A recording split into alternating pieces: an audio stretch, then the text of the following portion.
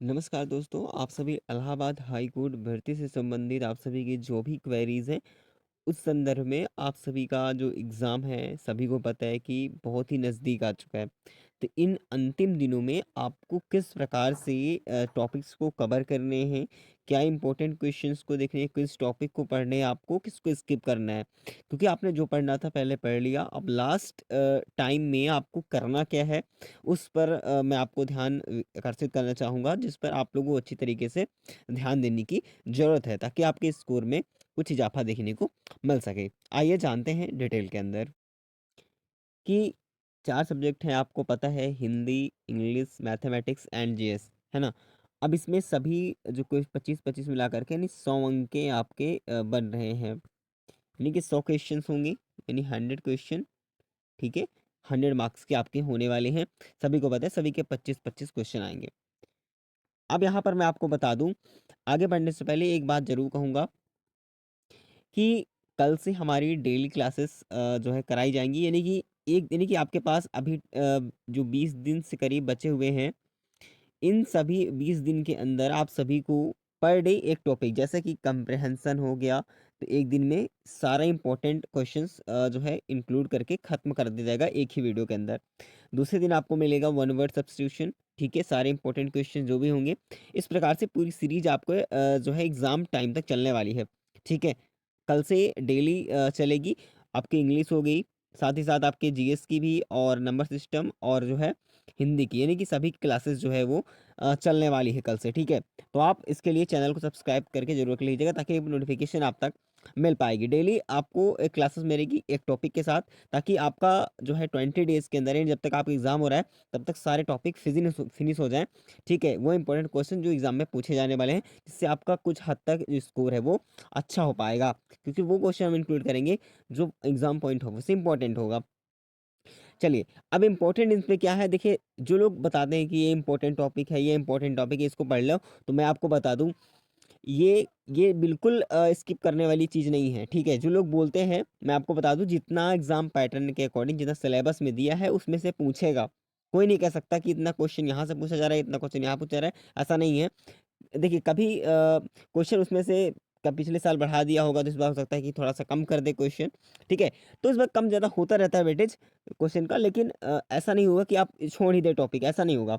देखिए कंप्रिहेंशन की बात करें तो एक क्वेश्चन तो पक्का ही आता है कंप्रिहेंशन से, 1 क्वेश्चन तो बनता ही बनता है, ठीक है? तो इसको ध्यान लीजिएगा। वन या सब्स्टिट्यूट्स की बात करें तो वन वर्ड से भी कम से कम आपको हो सकता है कि 2 क्वेश्चन तो मैक्स मिलेंगे ही मिलेंगे, ये निश्चित तौर से बता दूँ। ज़्यादा भी हो सकते हैं, लेकिन 2 क्वेश्चन तो मिलने ही वाले, लेकिन वोकैब का आपको जो है मजबूत करनी है, जो कि मैं आपको कवर कराऊँगा।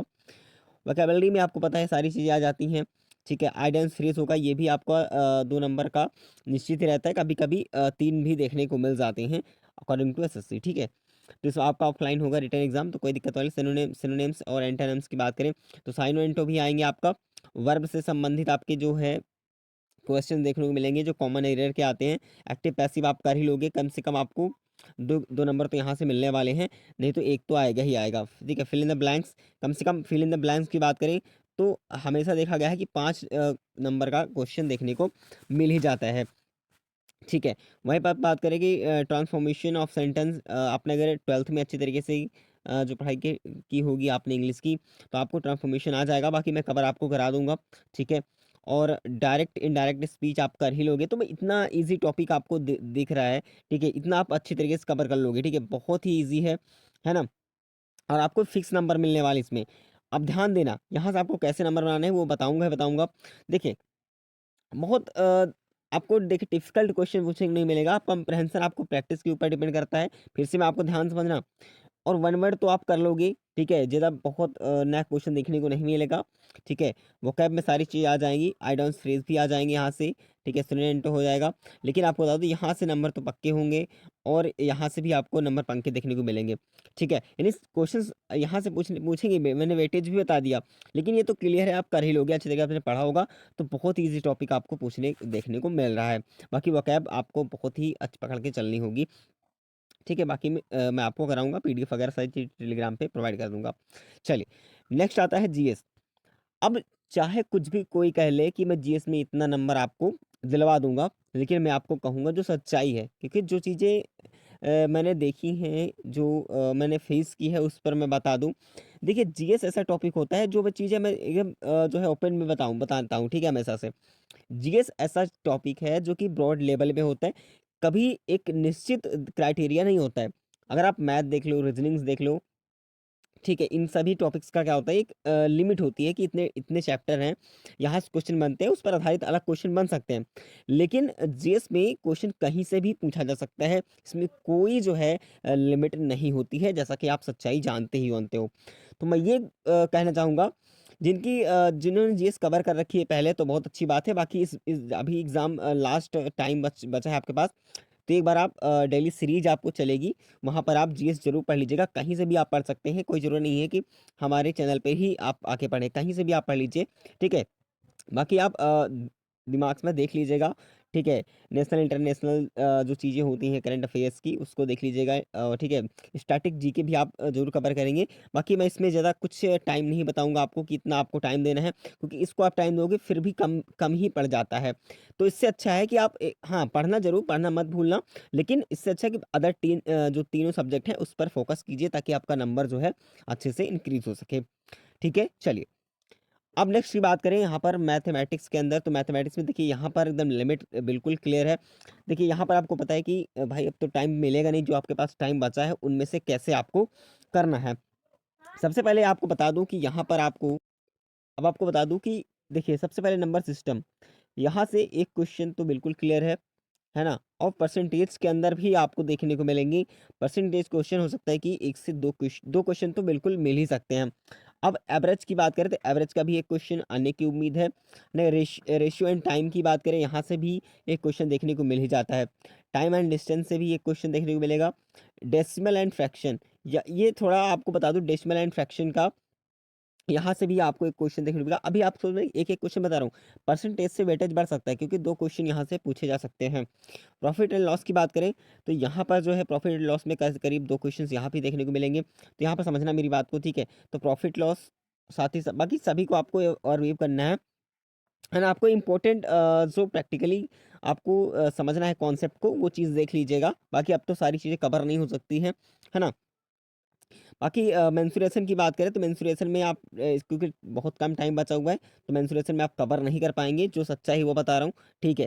तो आप ज़्यादा परेशान होने की ज़रूरत नहीं है, जो अदर टॉपिक है उसको कवर करने का प्रयास कीजिएगा। बाकी आप साथ में पढ़ना चाहते हो ज़रूर पढ़ लीजिएगा, कि आपके पास जो भी 18 से 20 दिन बचे हुए हैं, उनमें से आप जो है टाइम निकाल सकते हैं, ठीक है। बाकी इंटरेस्ट की बात करें, तो इसी में आ जाएगा, ठीक है। यहाँ पर आप देख लीजिएगा, ठीक है। डिस्काउंट की बात करें, सभी चीज़ इसी में इंक्लूड हैं, ठीक है। तो इन सारे टॉपिक्स को आपको इंक्लूड करने ही चलना है, क्योंकि यहाँ पर प्रॉफिट लॉस में डिस्काउंट भी आ जाएगा, ठीक है। और एशियन प्रोपोर्शन की बात करें, ये भी आपके पास एक क्वेश्चन देखने को मिल सकता है। अगर बात करें जो होल नंबर हुए, सपूर्ण संख्याएं, इसमें बात करें तो होल नंबर से भी, क्योंकि ये नंबर सिस्टम में आता है ना? ये अलग टॉपिक लिखा हुआ है, लेकिन यहाँ से मैं ये नहीं कहूँगा कि क्वेश्चन बन सकता है, ठीक है ना? लेकिन आप लोगों को जो इंपॉर्टेंट टॉपिक है उसको ज़्यादा ध्यान देने की जरूरत है। टाइम एंड वर्क की बात करें, तो यहाँ से भी आपको टाइम एंड डिस्टेंस और टाइम एंड वर्क से दोनों से मिला करके 1 से 2 क्वेश्चन बन सकते हैं, मिनिमम से मिनिमम 1 क्वेश्चन, ठीक है। Use of the table and graph, यहाँ अब यह क्या है, काफ़ी लोगों को हो सकता है ना पता हो, तो मैं आपको बता दूं। आपने पढ़ा होगा डीआई, डाटा इंटरप्रिटेशन, ठीक है। क्या होगा डीआई, जिसे आप बोलते हो डाटा इंटरप्रिटेशन, यानी कि आपको bar graph, chart graph, table graph, यहाँ पर केवल यहाँ पर दिया हुआ है use of table and graph, ठीक है। टेबल ग्राफ का आपको देखने को मिल सकता है, बाकी इसमें टेबल ग्राफ का आता है, ठीक है। पाई चार्ट आता है इसमें, ठीक है। बहुत सारी डीआई में पूछा जा सकता है, कई तरीके हो सकते हैं। बाकी आपको वहाँ से एक कॉन्सेप्ट क्लियर कर लेना, बहुत ईजी है। अगर आप प्रॉफिट लॉस हो गया, ठीक, परसेंटेज हो गया, रेशियो वाला मेथड आपको पता है, एवरेज पता है, तो आप बिल्कुल निकाल लोगे, ठीक है, बिल्कुल डीआई कर लोगे, क्योंकि वही सारे टॉपिक इसमें इंक्लूड किए होते हैं यहाँ पर, ठीक है। करीब 5 नंबर का क्वेश्चन आ ही जाता है, ठीक है। तो साथियों, इतना आपको क्लियर हो गया। चलिए, आज हम बात करेंगे चक्षु पब्लिकेशन की इस बेस्ट बुक के बारे में, जो कि आप सभी के लिए काफ़ी बेहतरीन साबित होने वाली है। मैं आपको बता दूं कि यहाँ पर जो है चक्षु पब्लिकेशन की जो बुक है, पिछले कई वर्षों में काफ़ी अच्छा प्रदर्शन इन्होंने की इसके द्वारा किया गया, ठीक है। क्योंकि यहाँ पर काफ़ी अच्छा रिजल्ट भी देखने को मिलता है। यानी कि ये जो तैयारी हिसाब से आप लोग कर रहे हैं, उस हिसाब से देखा जाए तो ये बुक काफ़ी अच्छी होने वाली है आप सभी के लिए। काफ़ी लोग कमेंट कर रहे थे कि कोई बुक सजेस्ट कीजिए, तो मैं आपको बता दूं पिछले कई वर्षों का मैंने इसका प्रदर्शन देखा तो काफ़ी अच्छा रहा है, ठीक है। लेकिन ये डिपेंड करता है कि आप कैसे कैप्चर करते हो उस बुक को, कैसे पढ़ते हो। बाकी यहाँ पर मैं आपको बता दूँ सबसे खास बात ये है कि आपको जो है 2450 जो है यहाँ पर ऑब्जेक्टिव क्वेश्चंस भी मिलेंगे बेहतरीन प्रैक्टिस के साथ, और 25 प्रैक्टिसेस तो हैं ही, 3 मॉडल पेपर भी मिल रहे हैं आपको। बाकी बता दूं कि अगर आप अदर कॉम्पिटिटिव एग्जाम्स के लिए भी तैयारी कर रहे हैं तो उसके लिए भी आपको यहाँ पर जो बुक है वो अवेलेबल मिल जाएगी। तो हर एक एग्ज़ाम के लिए भी आप यहाँ से बुक को परचेज़ कर सकते हैं, जिसका मैंने लिंक है डिस्क्रिप्शन बॉक्स में दे दिया है। तो फिलहाल इलाहाबाद हाई कोर्ट के लिए बेहतरीन बुक है आप सभी के लिए, ठीक है, जिसका कंटेंट आप यहाँ पर देख सकते हैं पूरा जो है संपूर्ण गाइड के साथ अवेलेबल है। अब बात करते हैं हिंदी की। देखिए हिंदी की कल से क्लासेस हमारी डेली स्टार्ट होंगी, जो कि डेली एक जो है टॉपिक कवर होगा। कल हम जो है कवर करेंगे मुहावरे और लोकाकृतियाँ जो है वो हम कल की डेट में कवर करने वाले हैं, ठीक है। डेली एक टॉपिक कवर होगा, जैसे कि संधि विच्छेद हो गया, उपसर्ग और तत्पर्य, यानी कि एक दिन में एक टॉपिक खत्म, वो भी इंपॉर्टेंट क्वेश्चन के साथ। तो आप लोग यहाँ पर ये सारे टॉपिक है वो देख लीजिएगा, ठीक है। बहुत ज़्यादा टॉपिक नहीं है, एग्जाम तक में आपका खत्म हो जाएगा, ठीक है। तो हिंदी इंग्लिश जो है मैं आपको देखने कवर कराऊंगा, क्योंकि अब मैथमेटिक्स में केवल प्रैक्टिस हो सकती है आपकी, ठीक है। जीएस में आप पढ़ सकते हैं, बाकी ज़्यादा कुछ हो नहीं सकता, ठीक है। बाकी इंग्लिश हिंदी में मैं आपको डेली एक टॉपिक करके पूरा खत्म करा दूंगा इंपॉर्टेंट क्वेश्चन के साथ, ठीक है। बस आप लोग साथ में बने जरूर रहिएगा। बाकी चलिए, कोई डाउट है तो आप कमेंट करके जरूर बताएंगे। मिलेंगे नेक्स्ट इन्फॉर्मेशन में, तब तक के लिए जय हिंद जय भारत।